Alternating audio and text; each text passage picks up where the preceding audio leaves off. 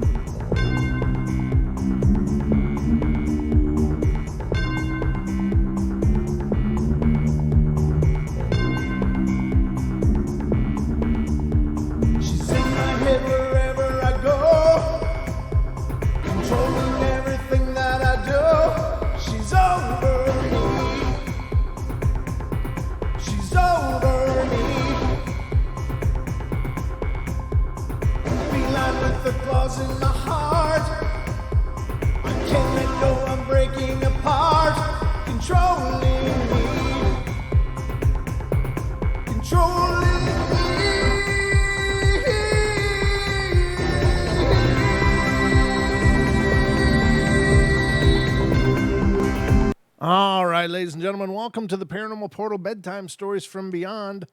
I'm your host, Brent Thomas, and you are here with me in the Paranormal Portal. Make yourselves comfortable. Try not to write on the walls or leave messes in your wake.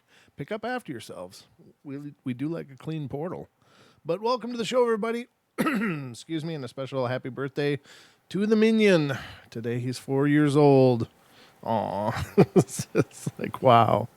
I don't know how the hell that happened so fast. I mean, just 5 minutes ago, he was this little peanut, and now he's, he's growing fast. Either that, or I'm just getting old fast. One of the two, but man, time is just flying. But an amazing day. Had some great company, some great people here with us. Had a lot of fun watching him do the presents thing and play with his friends. So it was a lot of good times. Had a horrible headache after that, though. I had to get over that, but I'm better now, and I'm here with you. Not that you want to hear all about my day necessarily, but I just thought I'd share because you guys are family. So that's how we roll around here. So anyway, hope you're all ready because, well, it's time for bed.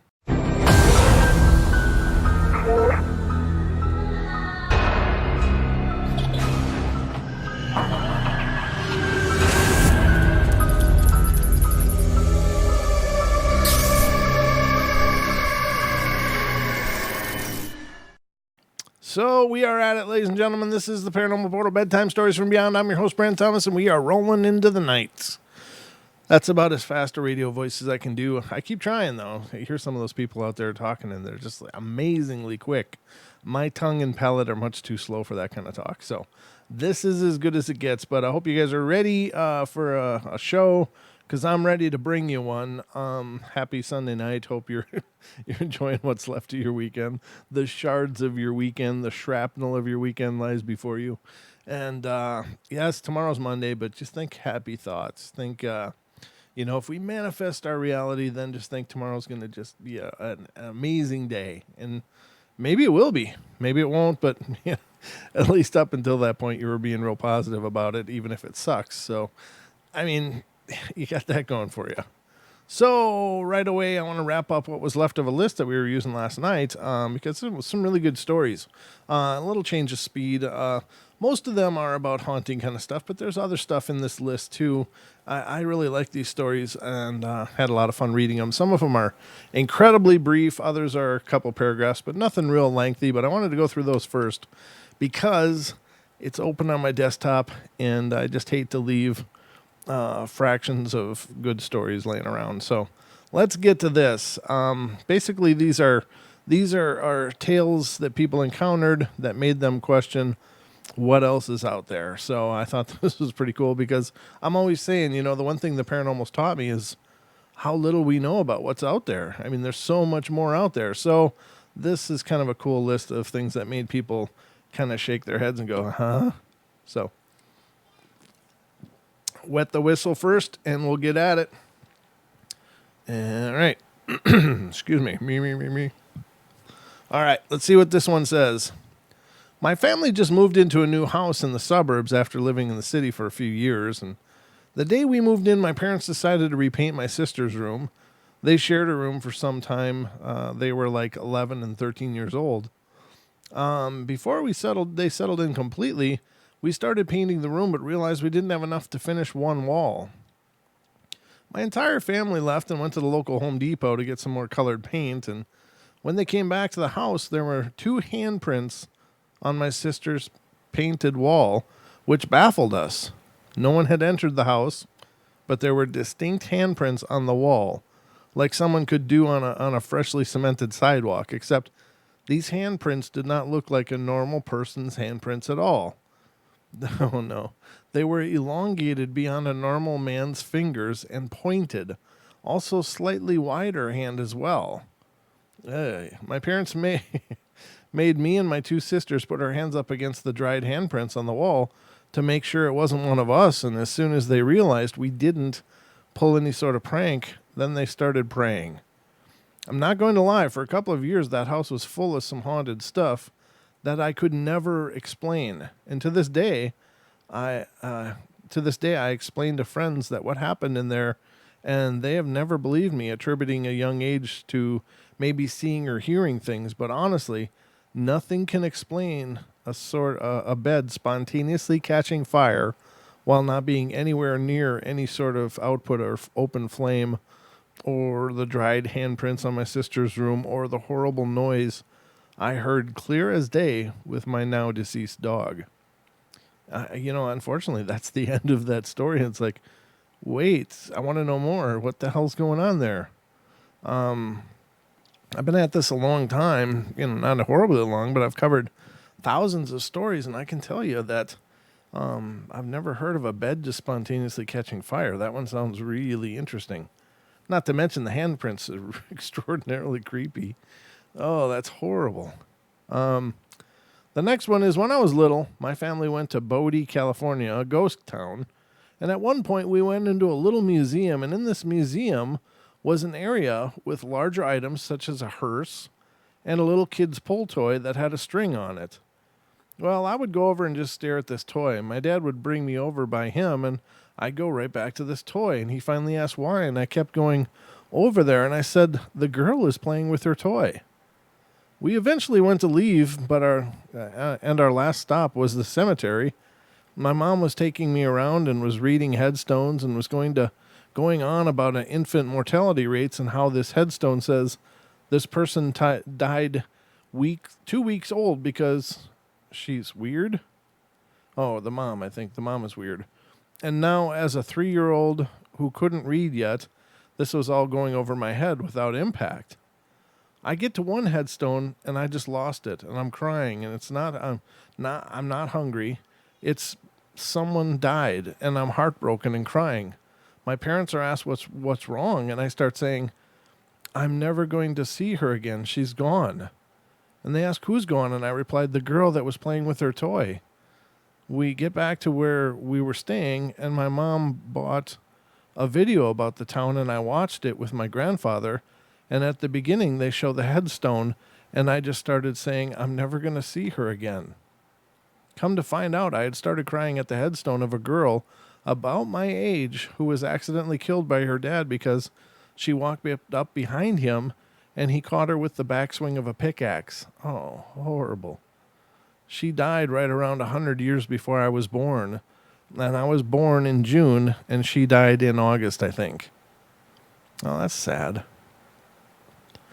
The next one, had a major disagreement bordering on abuse with my dad while on a family vacation, and asked him to return to his house in his car, and we would return to our house in a different state in our car. While my husband and kids and I were getting organized in our car, my phone rang. It was Dad, and I answered, but nobody was there. It happened again, and then again. My dad was on the other side of the parking lot getting organized himself. I got out of our car and walked over to his car to ask him what he wanted. He had no idea what I was talking about. His phone, at that point, an old-timey flip phone, was under the passenger seat of his car. When we finally found it and looked at the recent calls, there were none to my phone. My dad wasn't that technologically advanced, and the likelihood of him clearing the calls and then ditching the phone was way more than he likely would have been able to do. My only explanation was that it was some sort of divine intervention from someone looking out for us. We were able to talk some things out at this point, and he apologized. And if that hadn't have happened, that likely would have been the end of our relationship. As I type this, I am on the way to his memorial service. Rest in peace, Dad, and thanks to whoever provided that divine intervention. Yeah, that's good. I don't know, that's the hard part about stuff, right? So arguing with family is tough, and believe me, I'm plenty familiar with it. But it's one of those things. It's best just to clear the air as much as you can, because you don't want to make that great leap or have someone make that great leap with things unsaid. And so it's best just to clear the board as best as you can, because regret's a tough thing to live with. All right. We went to visit Myrtle's plantation in St. Francisville, Louisiana with my family and some friends, and we were going down there to go to the Angola Rodeo, and we all decided to take a tour of the plantation the day before the rodeo. Our group included 6 adults and 7 kids, 3 10-year-olds, an 8-year-old, 2 6-year-olds, and me, 14 years old at the time. The moment we arrived on the plantation, I felt like a haze started to hang on me, and my mom told me later that I really seemed out of it, and I felt like I was in a dream the whole time, floating from place to place, and I barely remember the tour. But what's weird is I don't remember anything after we left. We have pictures from the plantation, all pretty creepy, and after, and I don't remember going to the Angola prison to tour the museum. I don't remember the rodeo. I do remember, though, dreaming of the plantation like I was still there, trapped. I even developed severe ulcers in my mouth, just randomly, but I didn't realize that until we got home. My mom told me I complained about them once the whole weekend, and it was when we ate at a Mexican place and I was eating salsa. Oh, man, that would be horrible. For weeks after, I still felt out of it. I still dreamt of the plantation, and it only stopped after I told my mom, and she told me that when I started to feel that way, to tell whatever may be stuck to me to go away. I'm not sure if that was what finally gave me peace, but anytime I talk or think about it, it's like I'm reaching for the memory, but I can't reach it. The Myrtles Plantation is definitely a cursed area. If you have the time to read about it, please do. But if you're ever in St. Francisville, Louisiana, don't go. It definitely feels like a gateway to hell. Wow. Well, that's a pretty serious opinion, I guess. I don't know what the hell is going on in Myrtle's Plantation, but it is a very famous place, and of course, many investigators have been there. Ghost Adventures have been there, I think 1 or 2 times. I think that they found some pretty good evidence too, as I recall. But anyway, I don't know. Could be. If there are gateways to hell, maybe that's where one of them is. I don't know. Let's see what's next. When I was in 6th grade, me and a friend came back to school from a race. We went to our class and found it locked with all the chairs stacked. We were confused and checked both the gym and outside, and no sign of our class. We checked our classroom again just to make sure, and nothing. We went to the office and asked where our class was, and they just kind of looked at us like we had three heads and told us that they were in the classroom. We told them no, but they told us to go check again. And there was my class sitting in chairs listening to the teacher lecture. And I don't know what happened, but it was really scary. The next one is when I was a little kid, about 5 or 6 years old, I was sleeping alone in my bedroom, which I usually share with my older sister, who was away that night. I had a lamp above the side of my bed, and this is important for the story. Anyway, I went to sleep and woke up needing to go to the restroom late at night, which was across the hall, so I get out of bed and see something out of the corner of my eye. It's this hairy, monster-looking thing sitting cross-legged on the floor below the nightlight on the side of the bed. This is the only time in my life I felt like I needed to scream, but nothing would come out. I was frozen in fear. The monster grabbed my, and put me on his lap, face down, and bit my lower back hard. Next thing I know, I wake up and I'm hurting on my back, and I get up and look out the window. I don't know why. I thought maybe I'd see something, and I didn't see anything, and thought I dreamt it and went back to sleep. And the next day, my mom is putting a shirt on me and freaks out and said, "What happened to your back?" I looked, and sure enough, there was a bloody scab in the shape of a bite. I told her the story, and she said she believed me, always, still to this day. I don't know what that creature was, and I've never seen it again, even 20 years later. I still remember it like it was yesterday, though. I don't know. See, that's the weird stuff. What the hell are things like that?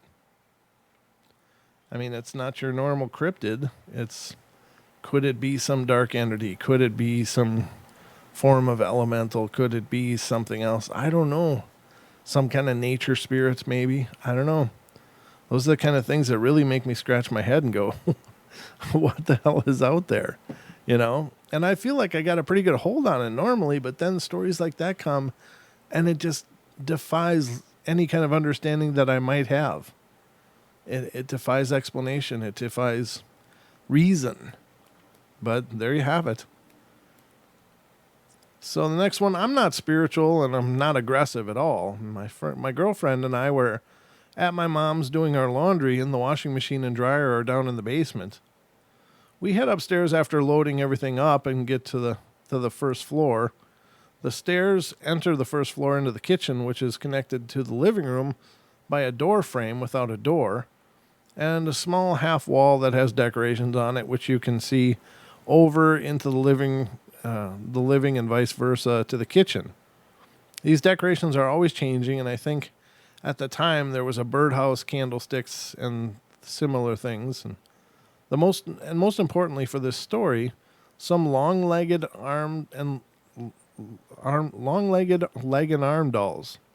I don't know what that means. These dolls did not look creepy while sitting with all the other decorations, but if you found it in an abandoned house or similar creepy situation, you probably wouldn't touch it.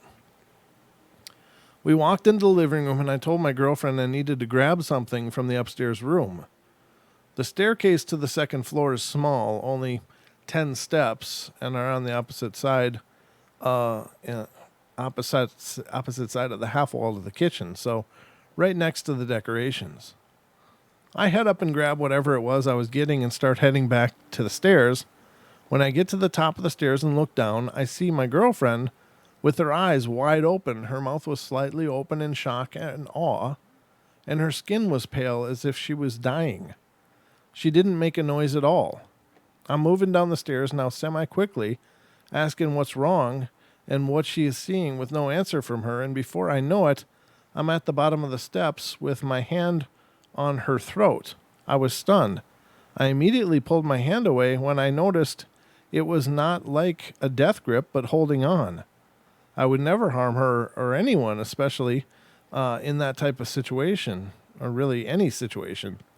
I've never hurt her before. I've never choked someone before. I've never been in a fight before. After I let go of her throat, she became more calm and was able to speak, but was still shook up. I would be too if someone was just choking me. She said that the doll that was sitting with all the decorations looked at her. It was facing away as she watched me trot up the stairs, and now as I was coming back, she glanced towards the decoration, and the doll's head turned and looked at her. It turned as fast as a finger snap or a blink. She knows I wouldn't hurt her and was confused as to my reaction of her being completely frightened, as was I. In my mind, I was moving down the stairs and asking what's wrong. I got to the bottom of the steps and all of a sudden my hand was on her neck. I can't explain what she saw or why my reaction was to grab her neck. It's like I wasn't controlling myself. My reaction was confused and asking what's wrong. I'm not spiritual at all. If spirits, gods, and demons are real, then that might explain what happened. Other than that, I have no idea. After it happened, we both calmed down, and I remember looking at the doll.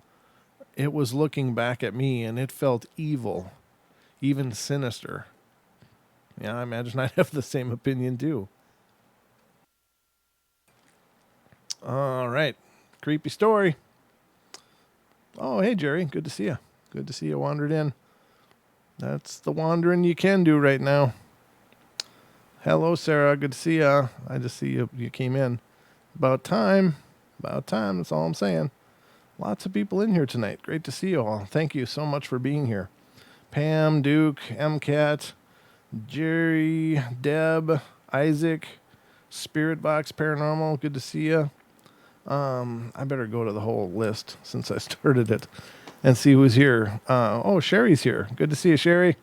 Deb, Isaac, Jerry, Lame Nerd Lane, MCAT, Pam, Sarah, Spirit Vox Paranormal, and Tammy White.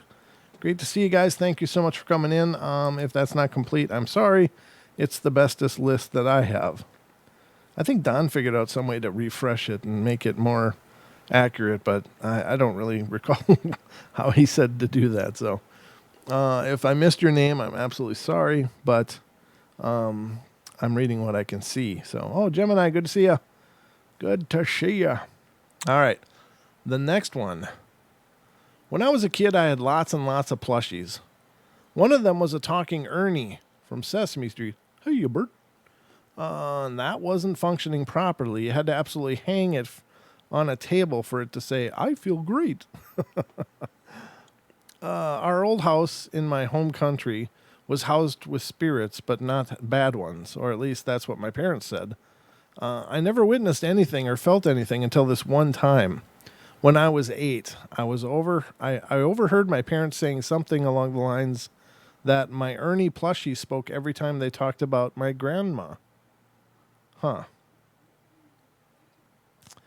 I got irrationally scared, which made my parents hide Ernie in a huge box, along with my other unused plushies.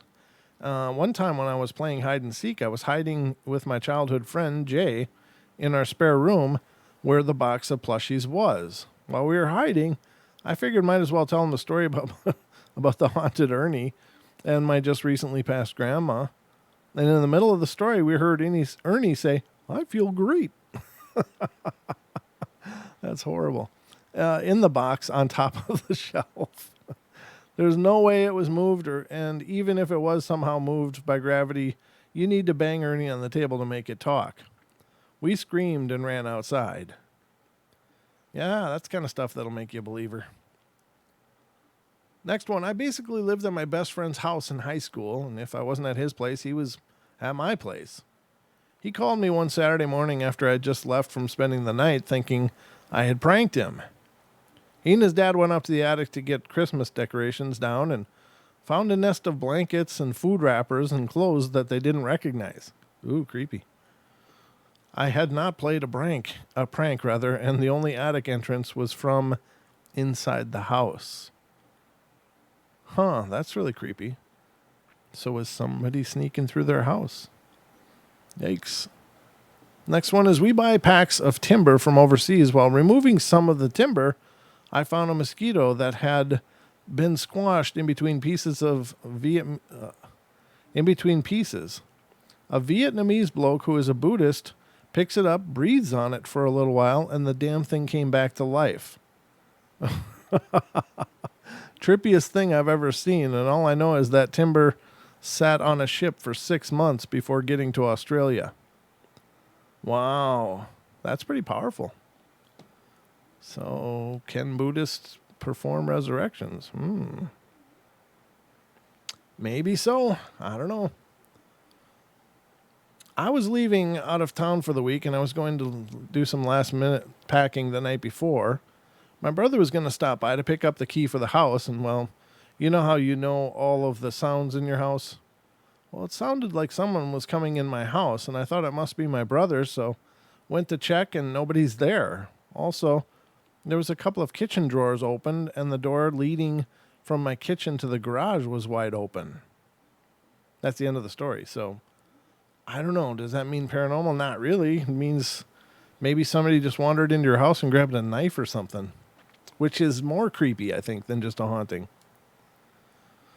Next one, I was working at Starbucks in a busy metropolitan area, and it was being renovated, so we have a really tiny, inadequate, crappy setup with which to sling drinks around temporarily. There was a bunch of partitions which made it creepy, so everyone felt like it was haunted. The phone rang, and one of the supervisors answered it and said that a woman said she was locked in the bathroom and couldn't get out.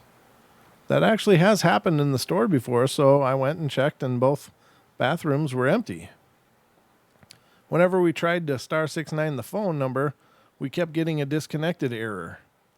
I honestly thought that the supervisor was full of crap because I just generally hated him. Then a few minutes later, the phone rang again, and I answered it, and there's a woman on the phone who sounded really distressed, and she asked for Alejandra, which was another supervisor who left maybe 20 minutes earlier, and I asked who she was, and she screamed, "Her mother!" So I apologized and said she clocked out and wouldn't be back in, as she screamed, "She's my daughter, I want to talk to her." She was very, very clearly distressed and crying. I tend to mind my own business. Family drama is family drama, and I wouldn't want someone to make a big deal about it, so I just texted Allie when I got off of work and said her mom called and sounded really upset. She immediately called me and told me her mom has been dead for years and wanted to know who called the store.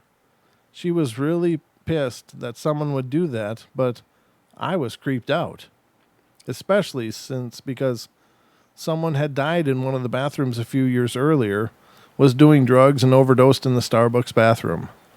Either a very good actress who had personal information on the store was calling, or for 20 minutes our Starbucks landline was open for the dead to connect to the living.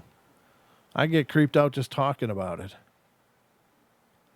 Yeah, that's creepy. Oh, hey, Nellie. Oh, Diana, good to see you. Missed you. William, good to see you. Anybody else? Viscar. Don't believe ghosts could call. There's lots of accounts of people receiving phone calls from the dead. So I wouldn't discount that. And quite honestly, we know ghosts can leave EVPs on recorders, so their voice can be picked up by recording means. And ghosts are known to turn off and on lights, turn on and off stereos, turn on and off TVs, electronics. Since the days of the old radios with the dials on it, ghosts have been interacting with those kind of things. So could a ghost make a phone call? I think they could.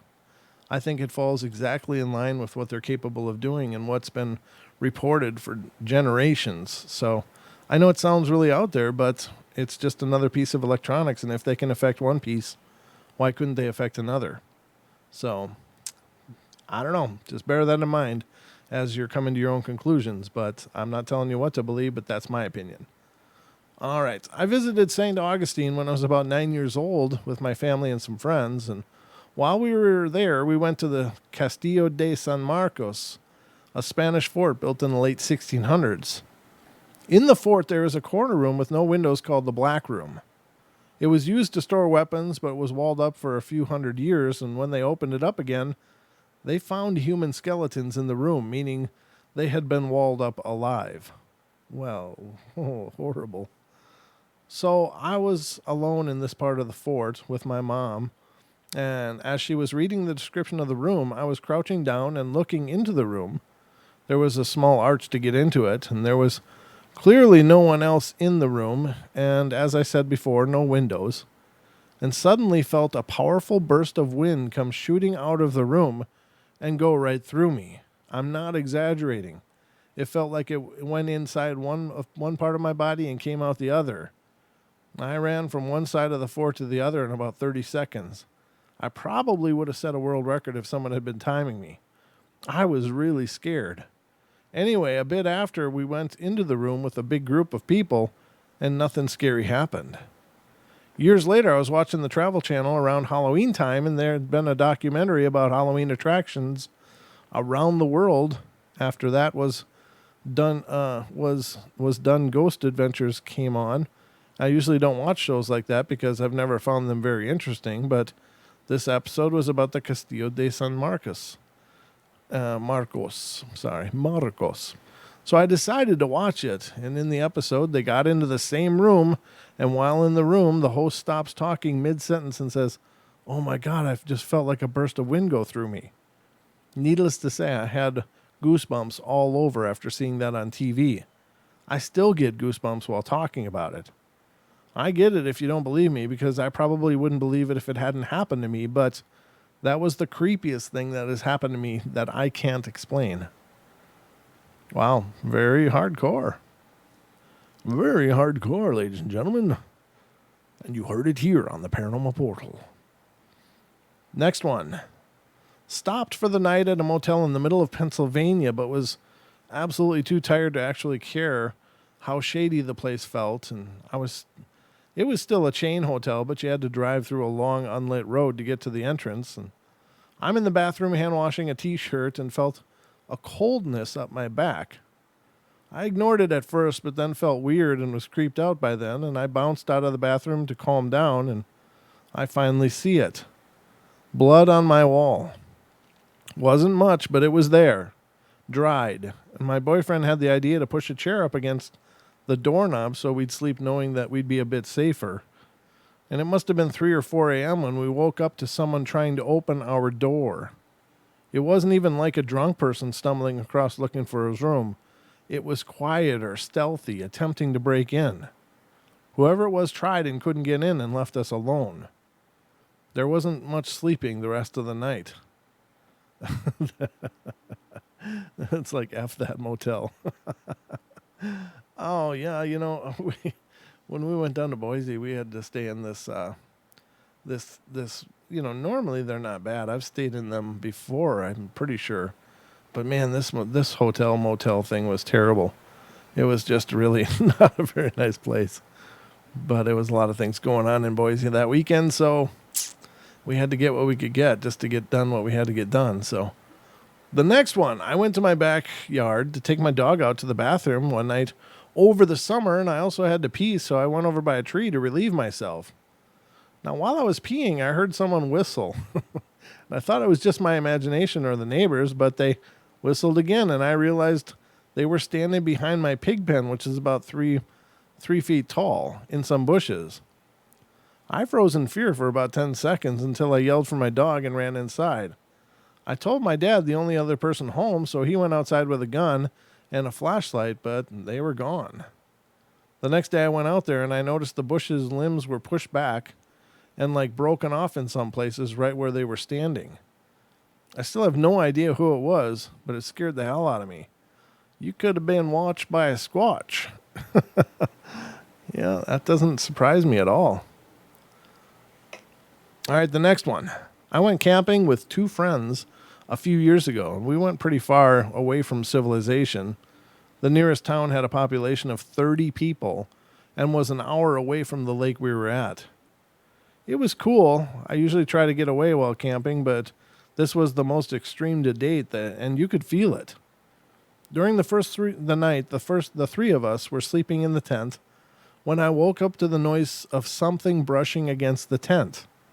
The tent was around 5 feet tall at its peak. Whatever was in our sight was brushing against it near the top. I've never in my life been filled with such true fear.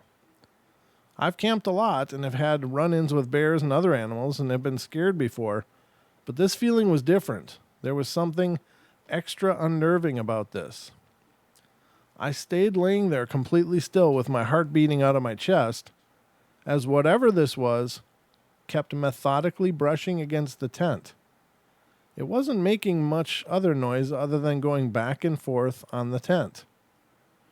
I put my finger up to my face and made a shh gesture before slowly poking my friend, who was sleeping facing me, awake, and he heard the noise immediately and his face dropped. He was a wide awake looking at me as we just stared at each other wide-eyed. He spent a lot of time growing up on a reserve and the accompanying mostly untouched land in coastal BC, but later explained never experienced anything like it. So we laid there for a minute wide awake, practically shaking with fear, and then the next thing we know, we both woke up in the morning. We woke up at the same time and immediately started asking what the hell that was last night and what had happened. We both felt so awake at the time and were having trouble understanding how we just fell asleep. We explained it to our other friend as he just woke up, to us frantically recapping the evening. When we left the tent and went back to the site, everything looked normal. There was the half-full box of Ritz crackers that we left left out. It says "our bad" in parentheses, untouched. And the one thing that looked different is we had left a stack of red plastic cups out on the table, and they were all melted on one side to the point where we couldn't pull them out because they had now indented mold. It blew our minds, and we spent the whole day trying to figure out possibly how that could have occurred. It made no sense. One of my friends fell very ill as the day went on, and we decided to leave that site after the next night and camped the other 2 nights of our planned trip at a more populated site closer to home, as we were all very uneasy about what had transpired. I'm not even sure what to think happened. All I know is that is the creepiest feeling I've ever had. Whenever myself and the friend who I woke up to get together, the conversation ends up on that night always with the quote, "What the hell happened that night?" That is scary. The next one, I was walking home in middle school with a friend of mine. We hear tires squealing, and we turn and look and see a car coming right at us. We jump down in a fairly large ditch right before we get shot at. We both ran in the storm drain and waited till the car drove off and hauled our tails home. This was in a nice suburban area and was completely out of the blue, and neither of our parents believed us. Nice. We just got shot at. No, you didn't. Get to bed. What the hell is that? It was like 2 a.m. Next story. It was like 2 a.m. I took my clothes off and went to sleep. A minute later, something hit me at my head. It was one of my socks. When I take them off, I throw them in the corner of my room so someone threw it back at me. But there was no one in my room. I was 100% alone. May not sound so scary, but it was for me. No, I think that's plenty scary. No, there were no fans in the room, no wardrobes or similar around my bed. Yeah, that's creepy. Generally, socks are only supposed to be, able to be thrown and land, not thrown and rethrown by themselves. So that's creepy for sure. The next one, I've been waiting for this question, typing on my mobile. Sorry if it looks really messed up. My freshman year in college, I was living on the 4th floor of my dorms. It was wintertime, and there was snow on the ground, and it was probably 3 or 4 in the morning, and my roommate and I had both randomly woken up, but we weren't talking, as we both thought the other was asleep. Then we both heard very clear, loud knocking on our window. 4 loud knocks, and you could just tell it was on the glass. We both said, "Did you hear that?" And we were kind of spooked. 15 minutes went by. Nothing happened. It was starting to fall back asleep, and there it was again, 4 loud knocks. At this point, I was shaking because in my mind, somehow someone had climbed up to our window and was trying to scare the hell out of us. So I got up and pulled our blinds back to look for someone, but no one was there. No footprints on the snow on the ground, nothing. So I got back to bed. Another 5 minutes or so, we heard the knocking again. But it was coming from what sounded like the neighbor's window. Sure enough, we heard our neighbors say, "Dude, what the hell?" and shuffle around a little. Then, like 2 minutes later, it sounded like every single window on our floor was being knocked on for about 7 seconds. Straight. Just absolutely insane. People started screaming, and we could hear people opening their doors and running across the halls into their friend's room because they were terrified. It kept happening for probably 2 more hours, but only at specific windows, like every 15 to 30 minutes. Every time I was about to fall asleep, it happened again. I even texted my boyfriend who lived on the first floor to ask him if he also heard this, which he didn't. And that was a very long night. No one ever found out what that was, as far as I know.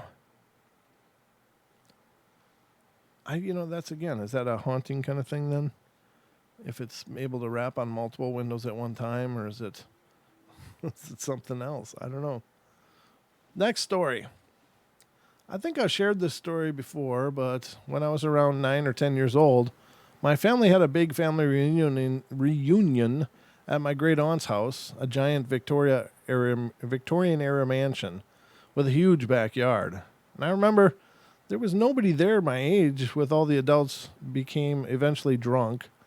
So I wandered around the house and quickly found the upstairs library that I thought was neat because it also had a back hallway with a tiny bedroom and full bathroom, probably the nanny's quarters back in the day.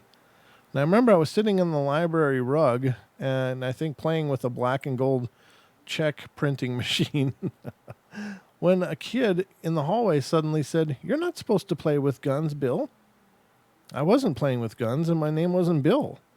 But I thought, cool, another kid my age, and I looked back and didn't see anything. And then I hopped up and went around the door, but he was gone. I went down the stairs and found my mom and asked if she had seen a kid my age. No. I looked all around and there was nobody there my age. And then when I was a late teenager, my mom told me that her father, Bill, who had died before I was born, had killed his friend with a gun accidentally when he was 13 in that house. Nobody ever talked about it in the family. Fast forward 40 years later, and I was now driving my great aunt, Bill's sister, who had stayed in that house until she was 90, back to her assisted living apartment. She was 105 years old now, and I asked where Bill had shot that kid, and she said in the upstairs library. Wow, that's creepy. That sounds pretty residual, though. A residual haunting, not actually participating with the living, but just replaying an event. Next one. When I was 9, I woke up in the middle of the night positive that my Aunt Hope had died. The feeling was so real that it scared the daylights out of me. And I ran to my parents' room crying, and I told them what happened, and they kept saying, "It's just a bad dream. Everything's okay. Aunt Hope is fine." But I couldn't calm down. After some 10 or 15 minutes of this, the phone rang. My dad got up and went to answer it, and it was my uncle calling to tell us Hope had just died. Aha, take that, Mom. It's not just a dream. I'm sorry for their loss, but that is really profound.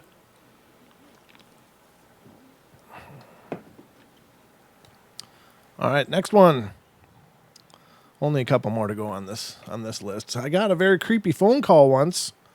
A distraught woman calls me one day demanding to know where her son is, who's been missing for 2 weeks, and I had no idea who she was, and I certainly didn't know her son. And she was calling from a state that I definitely never even visited, and I asked her how she got my number, and she said that she's found it written on a piece of paper along with my name in her son's desk. Needless to say, I was really creeped out. I really didn't think that I could help her in any way, so I politely ended the conversation, and for a while after that, I thought that I'd be getting a surprise visit from some detectives or something because all of a sudden it felt like I was connected to something sinister. But nothing ever came of it, and I never heard from that woman again. Yikes. The next one, when my son was about 2 or 3 years old, he wouldn't go to sleep. So I let him in my bed, and my husband was asleep, so I told my boy he had to look at his books quietly while I read mine. And he was good for a bit, but then he started reading the book, actually reading the words out loud, slowly. He couldn't read, and it was a newer book we hadn't read to him yet. It wasn't memorization, and I asked him how he knew what it said, and he replied, "My friend John is telling me." Scared the absolute hell out of me. Wow, that's really cool. And the last one is, when I was a kid, I saw a shooting star, which I'd always wanted to see. At least that's what I thought it was. And then it shot off at a 90-degree angle. Boom, baby. I don't think that was a shooting star. They don't generally change course. They kind of stick. They kind of stick to their course. So, very bizarre. But that is the end of that list. I hope you enjoyed it. I thought it was really pretty good. I thought it was lovely. Let me just see how we're doing on our time. Well, we got time for maybe just a couple more short ones. Let's see what I got if I got a short one. This one's not bad. This one's coming out of the state of Florida, ladies and gentlemen. State of Florida. I was really exhausted. I'd gone antique shopping with my mom and her two best friends, and we'd just come home finally, and we were unpacking the car, and I went to crash on the couch, kick back, and watch some TV, and I clicked the on button. When I sat down, I heard a stretching sound. It sounded almost like a creaking sound, and I suspect it was the garage mechanisms on the ceiling, and although they were not in any use, but it couldn't have been them. But my eyes quickly caught onto the styrofoam square covering the cutout in the ceiling that led to the attic. Uh-oh. I saw it partially open and slowly closing. I almost died. I couldn't breathe. I ran out of that room so fast and quickly closed and locked the door. I quickly grabbed my mom's arm and whispered, "We need to get out of the house now. There's someone in the attic." And she and her friends got the gun and the phone for the need of police and went into the garage. I was scared out of my socks. They checked both openings to the attic and found no signs of life, nothing at all.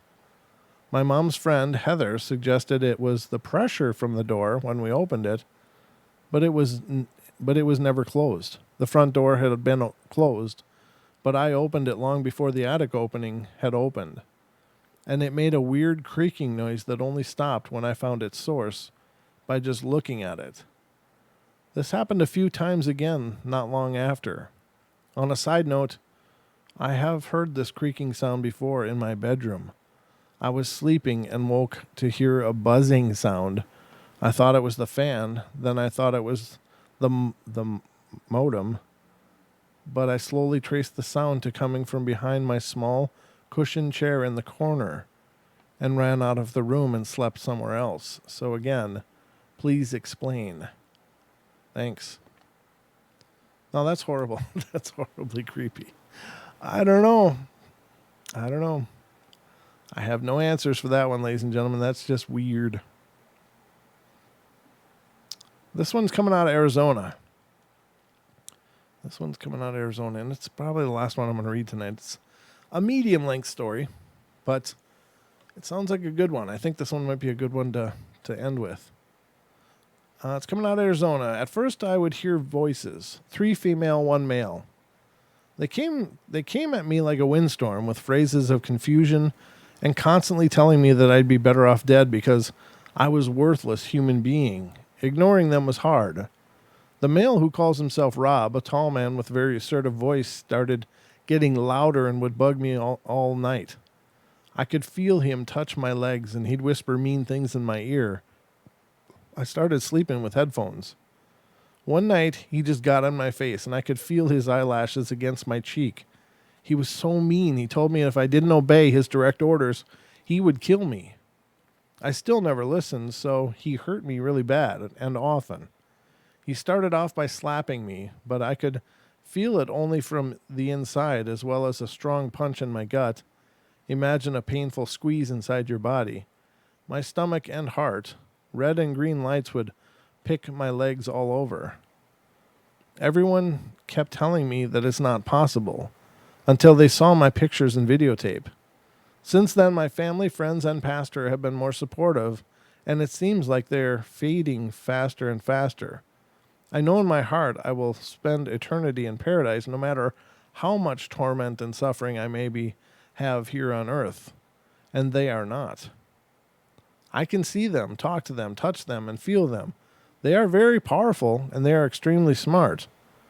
I want the world to know that these voices in your head are real losers. Who and what they are have no right to harm us.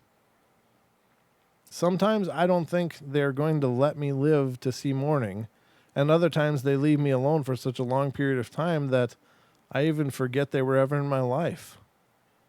I videotaped a red light flying around me and my children, and then I saw a bigger, brighter light going after the little one, and I found out later that these lights are called orbs.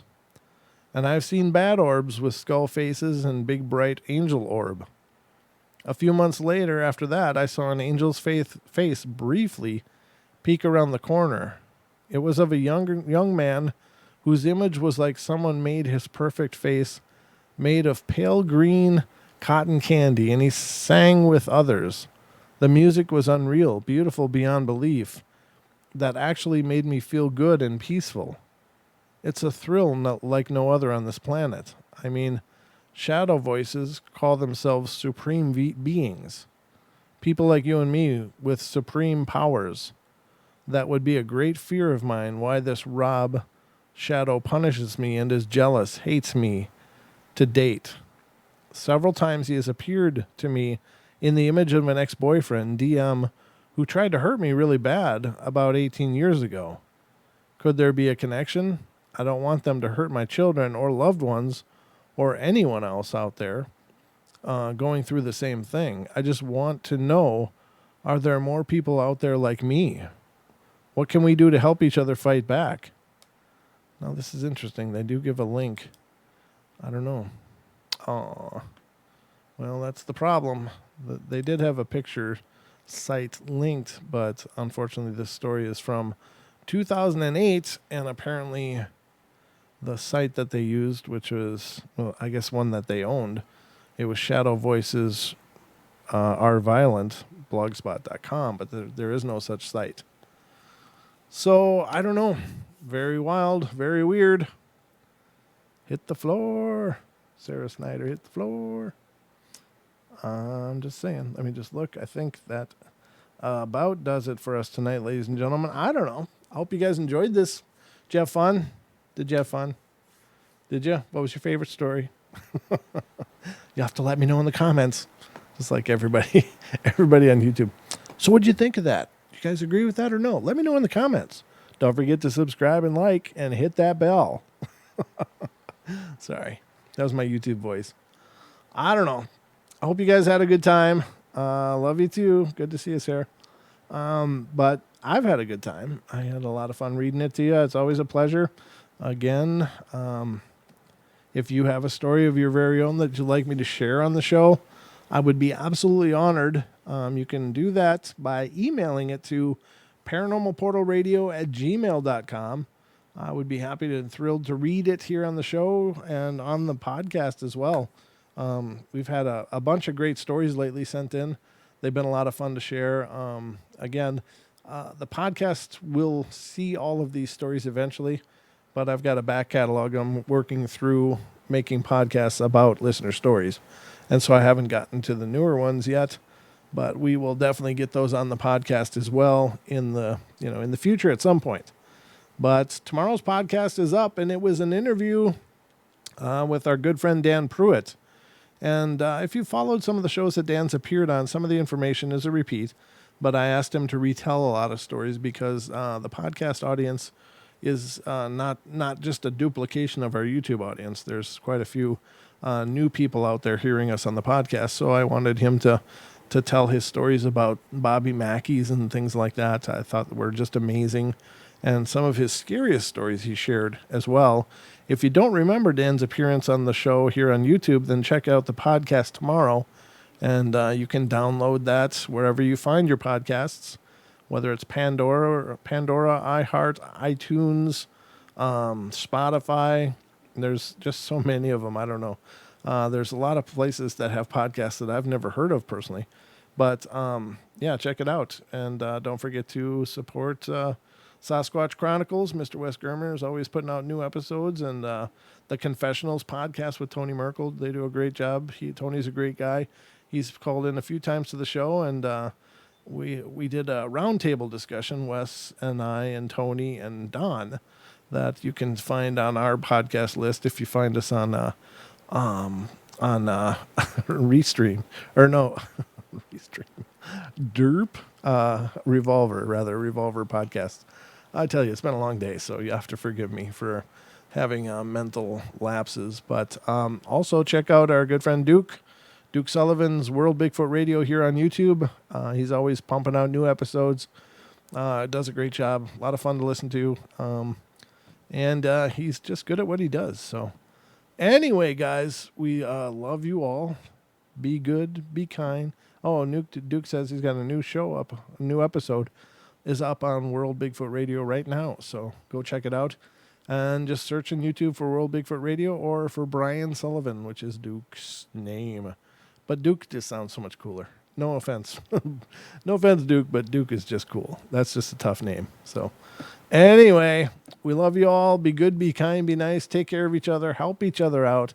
Find the magic in every day, and remember to laugh as much as you can. I hope you guys have a great time doing whatever it is you're doing.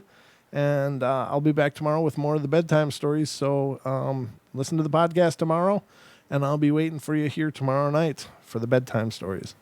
Sweet dreams, everybody.